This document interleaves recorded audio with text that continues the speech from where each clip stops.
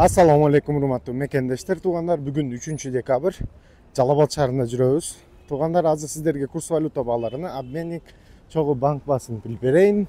Сиздер видеого алдынан лайк кнопканы аябай тапа-тап басып өтүп кетиңиздер. Каналга катталбагансыздар обязательно подписка басып, комментарийга кайсыл жерден көрүп атканыңарды саламдар жазып койгула.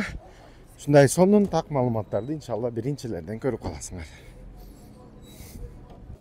Базар обменник курс валюта баалары туугандар, доллар 87 сом болуп калды. Рубль 81 тыйын, сатылышы 84 тыйын.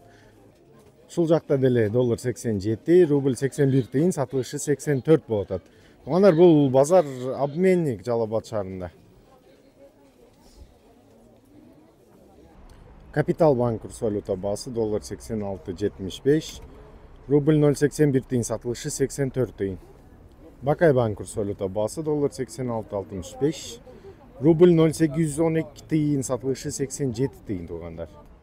Банк Азия курс валюта баасы доллар 86.05, рубль 0.81 тыйын, сатылышы 84 тыйын. Доскреда банк курс валюта баасы доллар 86.65, рубль 0.811 тыйын, сатылышы 84 тыйын. М-банк курс валюта баасы доллар 86.70, рубль 0.81 тыйын, сатылышы 0.85 тыйын.